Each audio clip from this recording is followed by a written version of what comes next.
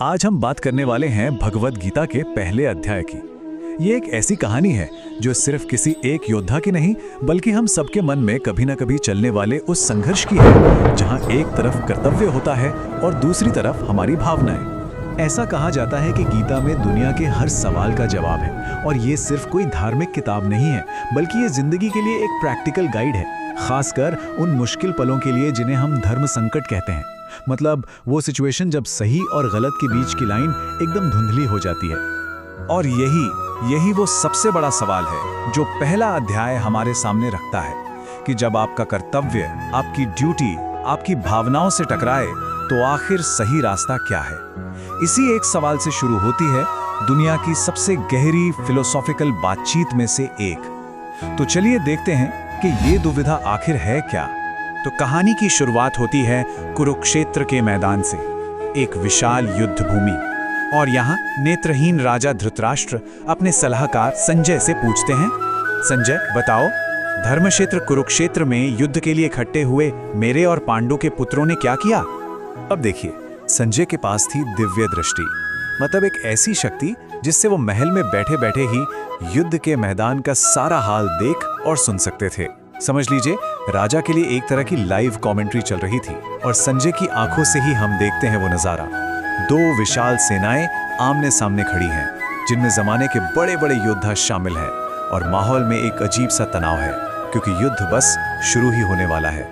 एक तरफ है कौरव और दूसरी तरफ उनके ही चचेरे भाई पांडव। ये कोई दो देशों के बीच की लड़ाई नहीं है, ये एक गृह युद्ध है। एक ही परिवार, एक ही खून, आपस में लड़ने को तैयार। सोचिए कितना भयानक संघर्ष रहा होगा ये। और फिर युद्ध का बिगुल बजता है। सबसे पहले पितामह भीष्म अपना शंख फूंकते हैं और उसकी आवाज ऐसी है जैसे किसी शेर की दहाड़। और बस फिर क्या था, कौरवों की तरफ से शंख, नगाड़े, ढोल सब एक साथ बज उठते हैं, एक ऐसी गगनभेदी आवाज जो आसमान को चीर दे। लेकिन इस शोर का जवाब आता है पांडवों की तरफ से। भगवान कृष्ण और महान योद्धा अर्जुन, वो दोनों भी अपने दिव्य शंख बजाते हैं और उनकी आवाज इतनी भयानक थी कि कहते हैं जमीन और आसमान तक कांप उठे और कौरवों के दिल दहल गए। बस सब कुछ तैयार है, युद्ध अपने चरम पर पहुंचने वाला है। और ठीक इसी पल, इसी सबसे जरूरी मौके पर पांडवों के सबसे बड़े योद्धा अर्जुन अपने सारथी कृष्ण से एक अनुरोध करते हैं। वो कहते हैं, हे कृष्ण, मेरा रथ दोनों सेनाओं के ठीक बीच में ले जाकर खड़ा कर दीजिए। क्यों? क्योंकि अर्जुन अपनी आंखों से देखना चाहते थे कि आखिर वो कौन लोग हैं जिनसे उन्हें लड़ना है, कौन कौन है जो इस महायुद्ध में उनके सामने आ खड़े हुए हैं। तो कृष्ण रथ को बीच मैदान में ले जाते हैं, अर्जुन सामने देखते हैं और जो वो देखते हैं उससे वो सन्न रह जाते हैं। सामने कोई दुश्मन नहीं थे, सामने थे उनके अपने, उनके दादा, उनके गुरु, उनके मामा, भाई, बेटे, पोते, दोस्त, सब के सब। और बस यहीं से सब कुछ बदल जाता है।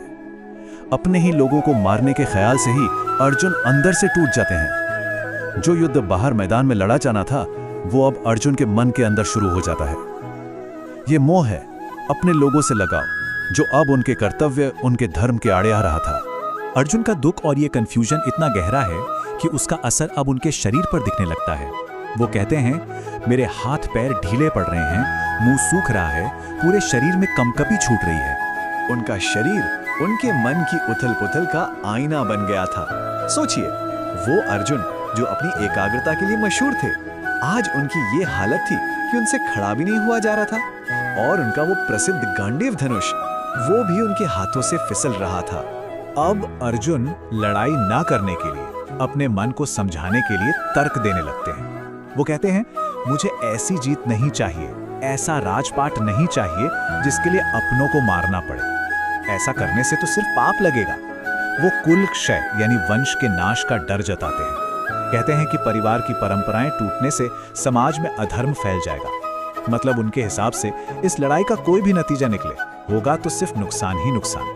तो अर्जुन का ये जो अंदरूनी संकट था, वो अब अपनी चरम सीमा पर पहुंच चुका है। अपने ही दिए तर्कों में वो ऐसे उलझे कि वो पूरी तरह से निष्क्रिय हो गए हैं, कुछ भी करने की हालत में नहीं है। और आखिर में वो इस नतीजे पर पहुंचते हैं कि अपने ही परिवार वालों को मारने से तो अच्छा है कि कौरव मुझे निहत्था देखकर मार डाले, मैं लड़ूंगा ही नहीं।